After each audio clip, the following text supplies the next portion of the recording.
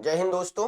जैसा कि आप जानते हैं कि हमने आपसे कमिटमेंट किया था कि मैं एक एनसीईआरटी जीएस एसएसटी का बैच लेकर आ रहा हूं और उसी के रिगार्डिंग आज अपना फर्स्ट सेशन है जिसमें हम लोग हिस्ट्री पढ़ेंगे, हिस्ट्री समझेंगे। अब हिस्ट्री बहुत वास्ट सब्जेक्ट है, बहुत बड़ा सब्जेक्ट है। बहुत सारे बच्चे बहुत ज़्यादा बोरिंग महसूस करते हैं जब वो हिस्ट्री पढ़ते हैं। लूसेंट किताब लेके बैठते हैं और फिर सिंधु सभ्यता, पाषाण काल सब आने लगता है। 2 मिनट, 10 मिनट, 20 मिनट पढ़ते हैं, फिर छोड़ देते हैं, हिस्ट्री नहीं पढ़ेंगे। तो ऐसा नहीं है, हम आपको हिस्ट्री पढ़ाएंगे, हम भी आपको पाषाण काल पढ़ाएंगे, स्टोन एज, हम भी इंडस सिविलाइजेशन पढ़ाएंगे, लेकिन उसमें आप अपने आप को बोरियत महसूस नहीं करेंगे, आप इंटरेस्ट लेंगे। और हिस्ट्री कहती भी है कि if you will take interest in me then I will take interest in you. तो अगर आप इतिहास में इंटरेस्ट लेते हैं तो इतिहास आप में इंटरेस्ट लेगा और फिर आप इतिहास रचेंगे। तो वो बच्चे जो इतिहास रचने को तैयार हैं वो हमारे सेशन को बिना देरी के साथ ज्वाइन कर सकते हैं। नॉमिनल फीस है, अब मैं बार बार फीस का डिस्कस नहीं करूंगा। 4000 फीस है, मैंने आपको बता रखा है, जिसमें आपको कंप्लीट जीएस एसएसटी बैच मिलेगा। रिकॉर्डिंग मोड में चाहें तो 50% का डिस्काउंट होगा, मात्र 2000। ओके, तो अब हम इतिहास में जो जो टॉपिक आते हैं, इतिहास का सिलेबस क्या है आपके एग्जाम्स में, हम वो सारा डिस्कस करने जा रहे हैं। अब हम वो इतिहास पढ़ाएंगे जो कंप्लीट, जिसका सिलेबस होगा, जिसमें कंप्लीट टॉपिक होंगे। ऐसा नहीं कि किसी एक पार्टिकुलर एग्जाम को टारगेट करके 2 4 5 टॉपिक पढ़ा दिया जाए। हम पूरा इतिहास कवर करेंगे इस सेशन में, राइट।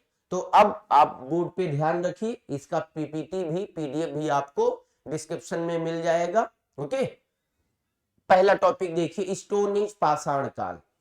सबसे शुरुआती दौर है इतिहास का, सबसे फर्स्ट टॉपिक है इतिहास का। और फिर आप देखेंगे लास्ट टॉपिक आजादी के बाद का भारत। हमारे सिलेबस में भारत के इतिहास को रखा गया है, इंडियन हिस्ट्री को रखा गया है।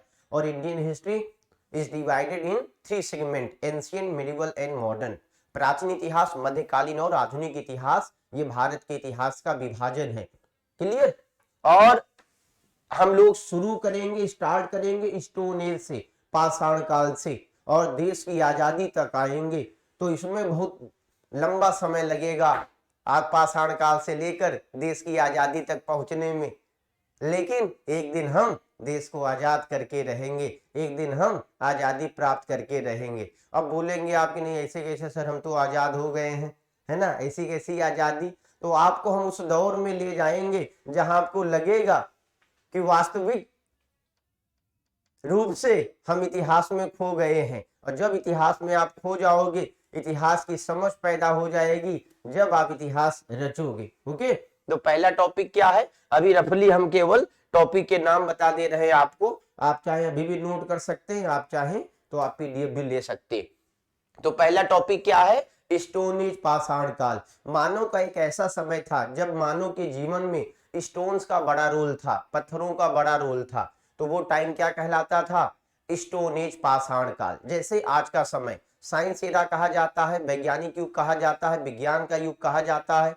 क्यों वैज्ञानिक युग कहा जाता है, विज्ञान का युग कहा जाता है? क्योंकि हमारे आसपास का जो वातावरण है वो कहीं ना कहीं साइंटिफिक प्रोडक्ट से भरा पड़ा है। हमारे जीवन से अगर कुछ नहीं, खाली मोबाइल हटा दो तो लगता है कि हम फिर से सिंधु सभ्यता, पाषाण काल के काल में चले गए। क्लियर। तो याद रखना, स्टोन एज, जब मानव एकदम आदिम था, जानवरों जैसा बिहेव करता था, जंगलों में रहता था, गुफाओं में रहता था। ओके, उस समय के काल को हम लोग स्टोन एज कहते हैं। वही झिंगा लाला, झिंगा लाला नहीं, एकदम आदिम था, अनसिविलाइज था, असभ्य था। धीरे धीरे धीरे मानव में सभ्यताएं आती गई और आज हमारे आपकी तरह मानव हो गया, पढ़ने और पढ़ाने लगा। नहीं, तो जंगलों से सफर शुरू हुआ और आज देखिए आप नेट की दुनिया में सफर पहुंच जाता है। तो स्टोन एज, पाषाण काल, होमोसेपियंस वगैरह हम लोग इसी में पढ़ेंगे। दूसरा टॉपिक, सिंधु सभ्यता, इंडस सिविलाइजेशन। अब इंडस सिविलाइजेशन में लगभग 1500 नगर पाए गए। There were 1500 cities in Indus civilisation. अब सारे 1500 सिटीज आप पढ़ने लगे होंगे तो आप पागल हो जाओगे। फिर जैसे अभी तक आपका इंटरेस्ट नहीं बना इतिहास में, इंटरेस्ट जीवन में नहीं बनेगा। तो कुछ इंपॉर्टेंट 15-20 सिटीज हैं इंडस सिविलाइजेशन की, उन्हीं को हम लोग पढ़ेंगे, उन्हीं को समझेंगे, राइट। तो Indus civilisation is also known as Harappan civilisation. कोई खास अंतर नहीं है दोनों में, इंडस सिविलाइजेशन और हड़प्पन सिविलाइजेशन दोनों एक ही है। बस Harappa was first discovered city of Indus civilisation. Sindhu सभ्यता का खोजा गया पहला नगर हड़प्पा था, इसलिए इसको सब्स्टिट्यूट के रूप में हम लोग ऑप्शनल के रूप में इसको हड़प्पन सिविलाइजेशन भी बोलते हैं। आगे हम लोग टॉपिक पढ़ेंगे तो समझाएंगे आपको कि both were same, Harappan civilisation and Indus civilisation.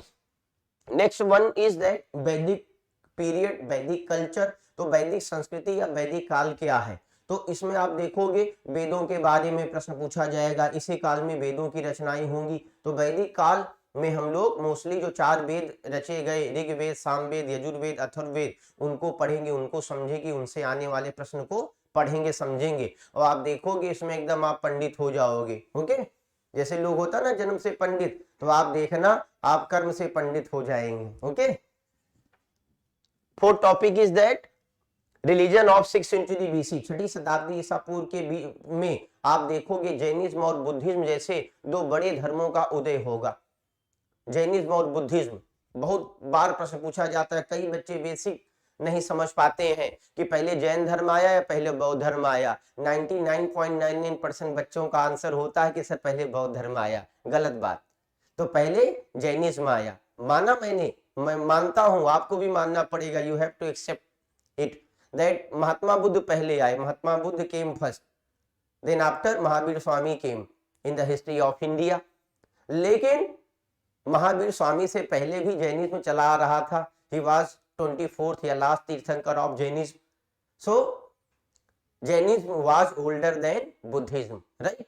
इसी तरीके से कॉन्सेप्ट हम लोग पढ़ेंगे, और देखना आप धीरे धीरे धीरे आप इतिहास पे ऐसा कमांड होगा ना कि इतिहास का कोई प्रश्न आपसे छूटेगा ही नहीं। उस लेवल पे हम आपको ले चलेंगे, हम आपको चांद के पार नहीं ले चलेंगे, लेकिन हम आपको इतिहास के पार ले चलेंगे, जहां से आपका इतिहास का बेड़ा पार हो जाएगा, right.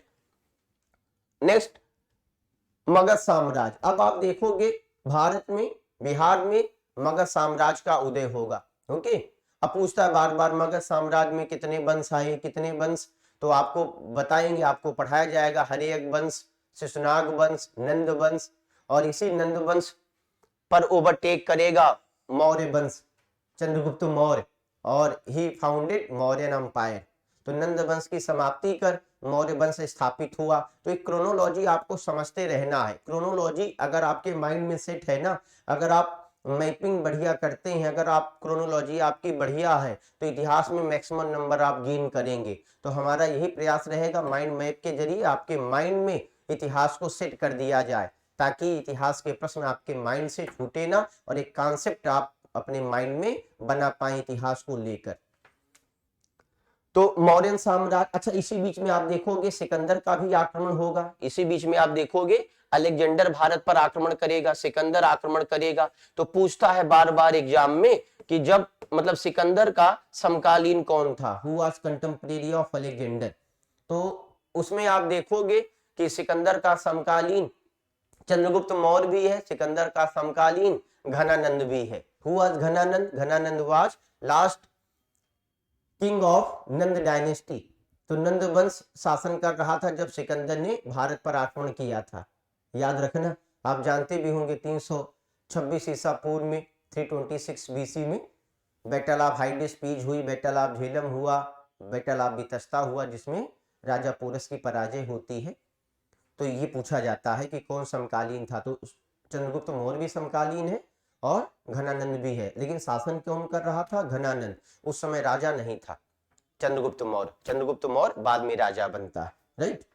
Then after Mauryan empire के बाद में उत्तर मौर्य आएगा, और ये एक इंपॉर्टेंट प्रश्न है क्रोनोलॉजी समझने के लिए, इतिहास की समझ विकसित करने के लिए, कि ये बताइए आप which dynasty was successor of Mauryan empire, Maurya साम्राज्य का उत्तराधिकारी कौन सा वंश बना? तो मौर्य साम्राज्य का उत्तराधिकारी माइंड में सेट करना, वो कौन था? सुंग डायनेस्टी थी। कौन थी? सुंग डायनेस्टी। तो मौर्यों को ओवरटेक कौन करेगा? सुंग डायनेस्टी करेगी। क्लियर? और उसमें राजा का नाम पूछेगा तो पुष्य मित्र सुंग, पुष्य मित्र सुंग, ये कौन था? He overtake on Mauryan empire, Maurya साम्राज्य के अंतिम राजा था बृहद्रथ, उसकी हत्या कर इसने शुंग वंश की स्थापना करी, ब्राह्मण वंश था ये। तो आगे आप पढ़ोगे शुंग वंश, कर्ण वंश, सातवाहन वंश, ये सब उत्तर मौर्य काल में ब्राह्मण वंश थे, भारतीय वंश थे। इसमें आप देखोगे इंडो ग्रीक, ईरानी, कुषाण, सॉरी कुषाण नहीं, इसी में आप हाँ शक, कुषाण, ये सब इंडो, ये सब आप देखोगे कहां पर? पोस्ट मौर्यन एम्पायर में, उत्तर मौर्य काल में। अब आगे आप बढ़िए तो आगे आप देखोगे गुप्त अंपायर। क्या देखोगे आप? गुप्त अंपायर। तो गुप्त अंपायर में आप जानते होंगे बड़ा नाम है चंद्रगुप्त द्वितीय का, चंद्रगुप्त विक्रमादित्य का, इसी में नाम आप देखोगे समुद्रगुप्त का, इसी में आप नाम देखोगे चंद्रगुप्त फर्स्ट का। He became king in 319 AD, 319 में चंद्रगुप्त फर्स्ट राजा बनता है और उसका राज्याभिषेक होता है और यहीं से गुप्त संवत की शुरुआत होती है। तो बार बार लगातार आपके एग्जाम्स में आता है कि who was the founder of गुप्त अंपायर, तो ये ऑप्शन से निकलेगा। अगर ऑप्शन में श्रीगुप्त है तो Shrigupta is right answer, okay. But when Shrigupta is not in option then you will tick Chandragupta first, because Chandragupta first को हम गुप्त वंश का वास्तविक राजा मानते हैं, चंद्रगुप्त फर्स्ट। याद रखना, इसने महाराजा धीराज की उपाधि ली थी, कई बार एग्जाम्स में पूछा जाता है। तो इसका राज्याभिषेक कोरोनेशन कब हुआ था? कोरोनेशन 319 एडी में, ओके। देन आफ्टर आप देखोगे इसी बीच में पैरेलल दक्षिण भारत भी पढ़ा जाएगा, चोल चेर पांड्य वगैरह इसी में पढ़े जाते हैं, संगम वंश वगैरह। तो कुछ टीचर्स क्या करते हैं, इसको मिडिवल में पढ़ाते हैं, कुछ एंशिएंट में पढ़ाते हैं। कोई नहीं समझ में आना चाहिए, चाहे आप एंशिएंट में पढ़ो चाहे आप मिडिवल में पढ़ो। तो जनरली एनसीईआरटी इसको एंशिएंट का पार्ट मानती है, तो हम एनसीईआरटी के अकॉर्डिंग ही चलेंगे और हम इसको एंशिएंट में पढ़ेंगे दक्षिण भारत। तो ये थोड़ा सा टफ है, नाम अटपटे हैं, साउथ के नाम है, जल्दी याद नहीं होते हैं, लेकिन हम आपको सारे नाम याद कराएंगे जो जो एग्जाम्स में आएंगे, जो जो एग्जाम्स में आते हैं। तो ये रहा अपना एंशिएंट हिस्ट्री के टॉपिक, पाषाण काल से लेकर दक्षिण भारत तक, चोल चेर पांड्य तक, संगम डायनेस्टी तक। अब हम लोग आगे बढ़ते हैं, इसमें हम लोग यहां तक ये मेडिवल का पार्ट है और देन आफ्टर ये सब मॉडर्न हिस्ट्री का पार्ट है। तो अब एंशिएंट से ज्यादा प्रैक्टिकल व्यवहारिक टॉपिक ये माने जाते हैं क्योंकि ये सब नाम हमने सुने हैं। तो अब आप देखोगे मेडिवल हिस्ट्री में भारत में आक्रमण नहीं होगा मुगलों का, मुस्लिमों का, लेकिन यहां पर आप देखोगे कि मुस्लिमों का भी भारत में आगमन होगा। ये 10वां टॉपिक आप देख भी सकते हो, ये मेडिवल हिस्ट्री का टॉपिक है, मध्यकालीन भारत है। तो 712 ईस्वी में, कब भाई? 712 एडी में, ईस्वी में अब भारत पर मुसलमानों का क्या होगा? आक्रमण होगा। ये याद रखना है, भूलना नहीं है आपको। तो बहुत सारे टीचर्स 712 एडी से मेडिवल हिस्ट्री की स्टार्टिंग करते हैं, बहुत सारे टीचर क्या करते हैं 750 से पढ़ाते हैं, ओके। तो और कुछ पढ़ाते हैं 650 से, तो कोई दिक्कत नहीं है। जनरली मान के चलिए कि हर्षवर्धन को एंशिएंट हिस्ट्री का अंतिम राजा माना जाता है। हर्षवर्धन 647 में डेथ कर जाता है और 650 से 650 ईस्वी से मेडिवल हिस्ट्री की स्टार्टिंग मानी जाती है, ओके। लेकिन बहुत सारे टीचर 712 मोहम्मद बिन कासिम के आक्रमण से मेडिवल की शुरुआत करते हैं, तो याद रखना कोई नहीं। तो जनरली हम लोग अरब आक्रमण से मेडिवल हिस्ट्री की स्टार्ट करेंगे मेडिवल हिस्ट्री को, और उसमें हम लोग देखेंगे बाद में दिल्ली सल्तनत, मुगल का। तो पहले भारत में मुस्लिम्स या अरब अटैकर जो थे वो आते थे चले जाते थे, रुपए पैसे कम हुआ इंडिया आए, रुपए पैसे कम हुआ इंडिया आए। जैसे आपको पता होगा कि हमारे गांव वगैरह से, यूपी बिहार वगैरह से लोग दिल्ली बंबई में आते हैं, मोस्टली क्या करते हैं, वो सर्वाइवल के लिए आते हैं। अब उनके पास रुपए पैसे खत्म हो गए, बाप से अपने पैसा मांगे, बाप नहीं दे रहे हैं, कहीं बड़ा हो गए, इतना कमा धमा नहीं सकते, तो गुस्सा आ गए, झोला झंडी लिए सीधा दिल्ली वाली ट्रेन पकड़ लिए, बंबई वाली ट्रेन पकड़ लिए। अब 8, 10, 15 हजार वो कमा लिए, अब क्या हुआ, पैसा उनके जेब में समा नहीं रहा है। अब कहें चलो गाँव चलो, अब अपना वो बढ़िया कपड़ा लत्ता 2-4 हजार का खरीदेंगे, मोबाइल बढ़िया लेंगे, बाल बढ़िया तेरे नाम कटिंग कटा के सीधा गांव वाली ट्रेन पे बैठ जाएंगे। अब वहां फिर उड़ाएंगे महीना 2 महीना बढ़िया, गुटखा पान सिगरेट पौआ सब चलेगा। और फिर क्या होगा, एक लेवल के बाद में फिर उनको पैसा मिलना बंद हो जाएगा, उधारी वगैरह जो उनकी क्रेडिट थी, तो एक सीमा तक क्रेडिट होती है। अब फिर प्रेशर बनेगा, यार अब क्या किया जाए, फिर से उनको ऊपर प्रेशर बना और दिल्ली बंबई वाली ट्रेन पकड़े, फिर आ गए। तो मतलब ध्यान देना आप, वो यहाँ पर अपना घर बसाने नहीं आ रहे हैं, वो सरवाइव करने आ रहे हैं, अब उनका जीवन यापन चलता जाए, इस चक्कर में वो दिल्ली बंबई जैसे शहरों की तरफ रुख कर रहे हैं। तो ऐसे ये अरब आक्रमणकारी थे, ऐसे ये मुस्लिम आक्रमणकारी थे। रुपए पैसे नहीं थे, भारत चलो, रुपए पैसे नहीं थे, भारत चलो। क्यों भारत चलो? Because India was known as a golden bird, Bharat सोने की चिड़िया कहा जाता था। इतने सारे आक्रमण होंगे, बाद में रही सही कसर 200 साल में अंग्रेजों ने पूरी कर ली, और जब देश आजाद हुआ तो भारत सोने की चिड़िया में केवल चिड़िया बचा। तो वो मैं आपको पूरी हिस्ट्री बताऊंगा, ऐसे नहीं इतिहास में इंटरेस्ट होगा, ऐसे नहीं नाम है अपना इतिहास में, क्योंकि मैंने इतिहास को जिया है और आपको इतिहास में मैं देखना कैसे समझ विकसित करूंगा। बस आप जुड़े रहिए, विश्वास करिए, और इतिहास जैसी कमांड आपको को कंप्लीट जीएस एसएसटी में होगी। जो हमारी टीम है सब 24 कैरेट खरा सोना होगी, राइट।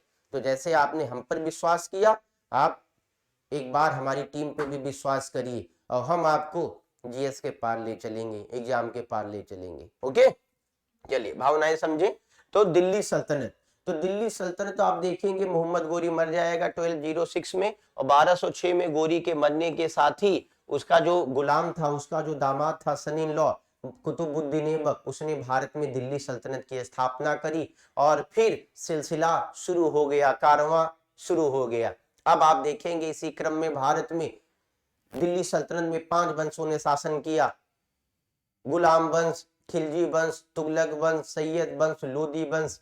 तो जब जो लोदी वंश का अंतिम राजा था, लोदी वंश का अंतिम सुल्तान था, दिल्ली सल्तनत का अंतिम सुल्तान था, उसका नाम था, याद रखना, इब्राहिम लोदी। और इब्राहिम लोदी के साथ उसके घर के लोग, उसके अपने लोग, उसके सेनापति, उसके सूबेदार ने गद्दारी करी और बाबर को भारत आने का निमंत्रण दिया, और बाबर ने पानीपत की पहली लड़ाई में इब्राहिम लोदी को पराजित किया। इस तरीके से एक ऐतिहासिक लड़ाई थी, first battle of Panipat that held in 1526, और इस तरीके से दिल्ली सल्तनत का विनाश हुआ, लोदी वंश का विनाश हुआ, और भारत में मुगलों ने ओवरटेक कर लिया। तो पहले दिल्ली सल्तनत आया या पहले मुगल आए? पहले मुगल आए। पहले अरबों का आक्रमण हुआ या पहले दिल्ली सल्तनत आया, अरब आक्रमण हुआ, राइट। तो क्रोनोलॉजी समझते जाना, समझ विकसित करनी इतिहास में। इतनी डेट, इतना ईयर कोई याद नहीं कर सकता है जब तक आप क्रोनोलॉजी नहीं समझ पाएंगे, जब तक आप पूरा ये तरीका नहीं समझेंगे इतिहास याद करने का। तो हम क्या करेंगे, हम आपको तरीका ही समझाएंगे, स्ट्रेटजी बताएंगे, रणनीति बताएंगे, ताकि आप जीएस जैसे विषय पर कमांड बना सके, राइट।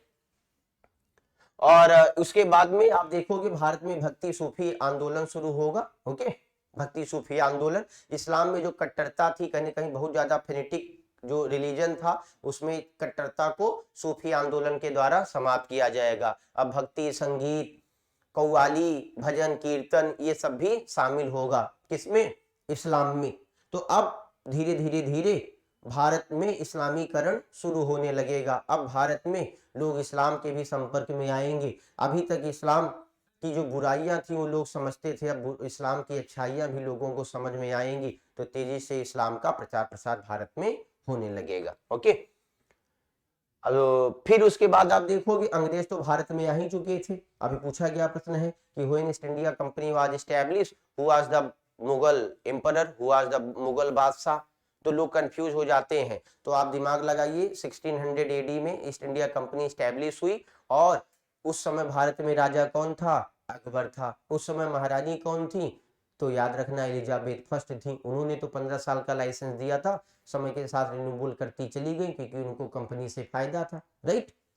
और एक ऐसा समय आया 1857 का विद्रोह, जिसमें अब महारानी के सामने ये समस्या उत्पन्न हो गई कि वो ईस्ट इंडिया कंपनी के शासन को खत्म करना ही पड़ेगा उनको, अगर लंबा सरवाइव करना है इंडिया में, अगर उनको भारत में अपने उपनिवेश को बनाए रखना है, कॉलोनी को बनाए रखना है, तो भारतीयों के लिए कुछ अपनत्व दिखाना पड़ेगा, अपनापन दिखाना पड़ेगा। तो उन्होंने कहा कि ठीक है, ईस्ट इंडिया कंपनी गलत थी, शासन गलत था, हम समाप्त करते हैं, अब हमारा शासन होगा, क्राउन का शासन होगा, महारानी का शासन होगा। तो जैसे इंग्लैंड में शासन कर रहे हैं वैसे ही हम अब इंडिया में शासन करेंगे। तो लोगों को विश्वास नहीं हो रहा था, लेकिन लोगों ने विश्वास किया कि महारानी कह रही है तो सही होगा। लेकिन बाद में समय के साथ लोगों को ये रियलाइज हुआ, महसूस हुआ कि नहीं यार, ईस्ट इंडिया कंपनी से भी बदतर शासन, बुरा शासन महारानी का है, अंग्रेजी हुकूमत का है। तो फिर इस अंग्रेजी हुकूमत के खिलाफ भारत में क्या हुआ, आंदोलन होने लगे, तारीख पे तारीख, आंदोलन पे आंदोलन। और एक दिन 18 आप देखोगे, एक दिन 1857 जैसा विद्रोह हर गांव, समाज और शहर, मोहल्ले, पूरे भारत में फैल जाएगा। और फिर फाइनली 1947 को अंग्रेजों को भारत को आजाद करना पड़ेगा। तो अंग्रेज तो आ ही गए हैं, लेकिन बहुत सारा अंग्रेजों का भी क्रोनोलॉजी है वो समझना पड़ेगा। क्लियर? तो यूरोपीय आगमन, भाई यूरोप एक कॉन्टिनेंट है, महाद्वीप है, तो वहां से बहुत सारे देश के लोग आए, बहुत सारे लोग आए, पूछता है उनकी भी क्रोनोलॉजी बताइए। पुर्तगीज आए, डच आए, अंग्रेज आए, फिर कौन आया, डेन आया, फ्रेंच आए, स्वीडिश आए। तो ये आपको पूरा बताया जाएगा किससे क्या प्रश्न बनता है, क्या प्रश्न बनेगा। देन आफ्टर अब 1857 का विद्रोह होगा, जनजाति विद्रोह होंगे, किसान विद्रोह भी होंगे। जनजाति विद्रोह के साथ साथ भारत में किसान विद्रोह होंगे, क्योंकि अंग्रेजों ने ना भारत की किसानी को पूरा चौपट कर दिया था, खत्म कर दिया था। तो किसान भी बहुत ज्यादा नाराज थे, क्योंकि उनके ऊपर अंग्रेजों की पॉलिसीज, नीतियां थोपी जा रही थी, है ना। तो इसलिए किसान भी विद्रोह करेंगे। जनजाति क्यों विद्रोह करेंगे, क्योंकि जंगलों पर अंग्रेज अधिकार करने लगेंगे, और जंगल पुश्तैनी हमेशा के लिए किसका था, जनजातियों का था, जिनका जो जंगल में रहते थे। तो उन्होंने इसलिए विरोध किया, ओके, क्योंकि अंग्रेजों की नीतियों से जनजातियां प्रभावित हो रही थी। आगे देखिए, भारत में सामाजिक धार्मिक सुधार आंदोलन। तो देखिए भाई, भारत विश्वगुरु था, भारत बढ़िया देश है, बढ़िया देश था और बढ़िया देश रहेगा, दुनिया में सबसे महान देश अपना देश है। और आपको ये भी पता होना चाहिए कि अपने देश के लिए आपके अंदर देशभक्ति भी होनी चाहिए। कितना भी बुराई हो आपके देश में, आपको उन बुराइयों को हटाना है, अपने देश को महान ही बताना है। तो भाई बीइंग इंडियन सिटीजन, अपना देश महान है, कितनी भी यहाँ बुराइयां हो, ओके। अब याद रखना, तो यहाँ पे भी बुराइयां थी, यहाँ पर बहुत सारे लोग कंजर्वेटिव थे, रूढ़िवादी थे और बहुत सारी ऐसी रूढ़िवादी परंपराएं चली आ रही थी, जो कहीं न कहीं भारत के ऊपर एक धब्बा थी, एक कालिक थी। समय के साथ इन बुराइयों को खत्म करना था, अगर भारत को विश्वगुरु बनाए रखना है तो भारत में सती प्रथा, बाल विवाह, ये सब क्या थी, प्रथाएं थी। और सती प्रथा एक बड़ी बुरी समस्या थी, मतलब प्रेग्नेंट औरत को भी उसके पति के मरने पर जलना पड़ता था।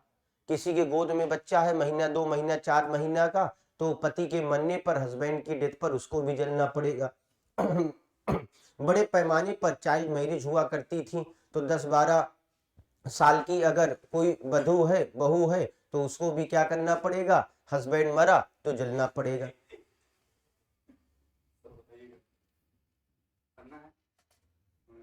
Session is running or not? Okay, you have to wait 2 minutes.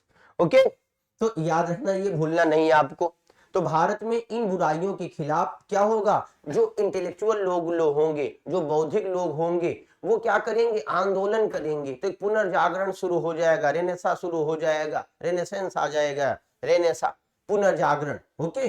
तो जो बौद्धिक लोग थे उन्होंने इन बुराइयों के खिलाफ आवाजें उठाई, और जब अपने लोगों ने इन बुराइयों के खिलाफ आवाजें उठाई तो हम भारतीयों को एक लगा अपनत्व तो होता ही है, इंडियन होने के नाते, कि यार राजा राम मोहन राय कोई बात कह रहे हैं, कोई बात स्वामी विवेकानंद कह रहे हैं, कोई बात ईश्वरचंद विद्यासागर कह रहे हैं, तो यार ये बात तो सही होनी चाहिए, क्योंकि अपना आदमी है। क्लियर? तो अब कहीं ना कहीं भारतीय जनमानस में इन भारतीयों के द्वारा जो सोशियो रिलीजियस रिफॉर्म्स मूवमेंट हो रहा था उसका बहुत पॉजिटिव इंपैक्ट पड़ने लगा। और इसमें लॉर्ड विलियम बेंटिक जैसे गवर्नर जनरल भी आए, जिन्होंने इन भारतीयों का क्या किया, सपोर्ट किया। और ऐसे सारे बुराइयां, प्रथाएं जो धर्म, जाति और प्रथाओं के नाम पर चली आ रही थी, जिसमें जाति विशेष का शोषण हो रहा था, वर्ग विशेष का एक्सप्लॉइटेशन हो रहा था, जेंडर विशेष एरिया विशेष का शोषण हो रहा था, उनके खिलाफ कानून बना बना के उन प्रथाओं को खत्म किया जाने लगेगा। क्लियर? तो ये बड़ी घटना थी सोशियो रिलीजियस रिफॉर्म्स मूवमेंट, ये भी हम समझेंगे। अब राष्ट्रीय आंदोलन भारत में शुरू होगा, वही अंग्रेजों के खिलाफ भारत में बगावत शुरू होंगी और एक दो नहीं, बैक टू बैक आंदोलन होते रहेंगे जब तक देश आजाद नहीं होगा। इसी में आप देखोगे कि कांग्रेस जैसे संगठन का भी अस्तित्व में आएगी, कांग्रेस जैसे संस्थान जैसे संस्था भी, पॉलिटिकल पार्टी भी अस्तित्व में आएगी। और इस कांग्रेस ने हम क्रांतिकारियों को एक प्लेटफॉर्म दिया, एक मंच दिया, और कांग्रेस का भी एक बड़ा रोल था हमारी आजादी में। क्लियर? अब संवैधानिक विकास, 2 मिनट और बस, फिर क्लियर आप समझ जाओगे। अब भारत में कॉन्स्टिट्यूशनल डेवलपमेंट शुरू हो जाएगा। अब कैबिनेट मिशन के रिकमेंडेशन के बाद भारत में संविधान सभा बनेगी और इसी संविधान सभा ने हमारा संविधान बनाया। तो ऐसा नहीं कि संविधान सभा ने 2 साल 11 महीना और 18 दिन में संविधान बना दिया। अगर इसका पृष्ठभूमि देखी जाए, बैकग्राउंड देखा जाए, तो बहुत पुराना है, अंग्रेजों के जमाने से है। 1773 की रेगुलेटिंग एक्ट से लेकर 1947 के एक्ट तक का भी बड़ा रोल था, हमारी संविधान पर प्रभाव पड़ा। हमारे संविधान पर एक बड़ा प्रभाव पड़ा 1935 के इंडियन एक्ट का, भारतीय अधिनियम 1935 का भी प्रभाव पड़ा। लोग कहते हैं ना हमारे देश का संविधान उधार लिया हुआ संविधान है, गलत।